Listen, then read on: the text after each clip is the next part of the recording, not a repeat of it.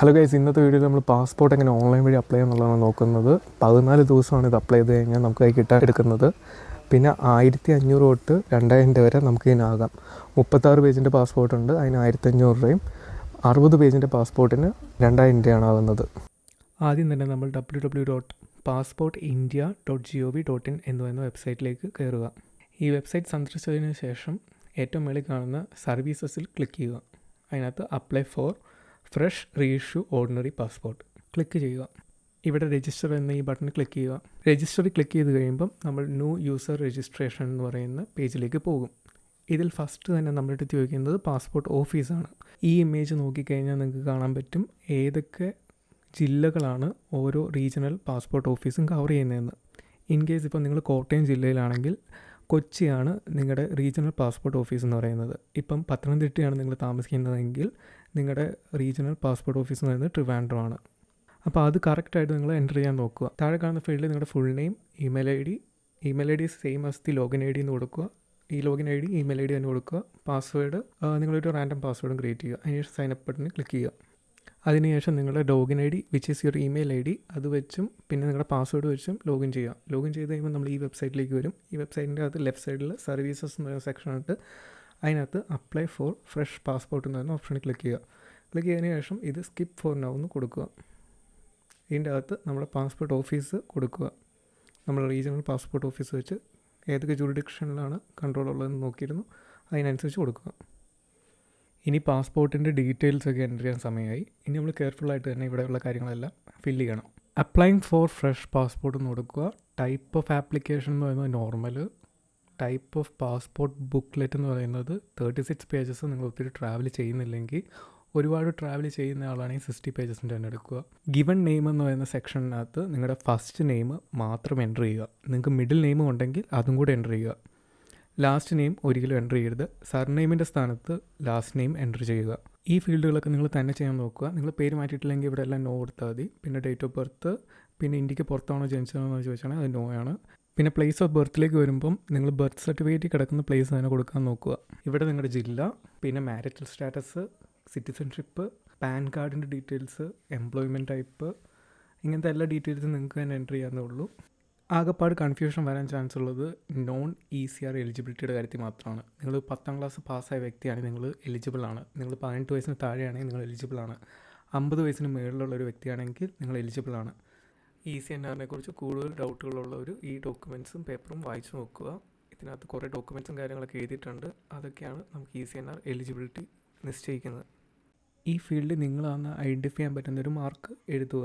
പിന്നെ ആധാർ നമ്പർ, അതിനുശേഷം I agree എന്ന് പറയുന്ന ഡിക്ലറേഷൻ കൊടുത്തതിന് ശേഷം സേവ് ആൻഡ് നെക്സ്റ്റ് ക്ലിക്ക് ചെയ്യുക. അടുത്ത സെക്ഷൻ എന്ന് പറയുന്നത് അഡ്രസ് ഡീറ്റെയിൽസ് ആണ്. അതിനകത്ത് നിങ്ങൾ ആധാറിൽ കിടക്കുന്ന പോലെ തന്നെ ഡീറ്റെയിൽസ് എൻ്റർ ചെയ്യുക. അതാകുമ്പോൾ വെരിഫിക്കേഷൻ എളുപ്പമായിരിക്കും.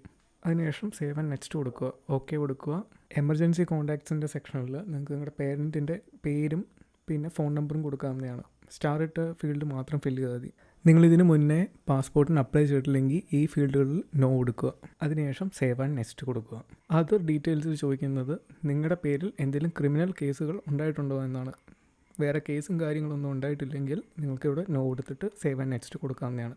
ഈ സെക്ഷനിൽ നിങ്ങൾക്ക് പാസ്പോർട്ടിൻ്റെ ഒരു പ്രിവ്യൂ കിട്ടും. നിങ്ങൾക്ക് നിങ്ങളുടെ പാസ്പോർട്ട് പ്രിൻ്റ് അടിച്ച് വരുമ്പോൾ എങ്ങനെയായിരിക്കും ഉള്ളതെന്ന് കാണാൻ പറ്റും.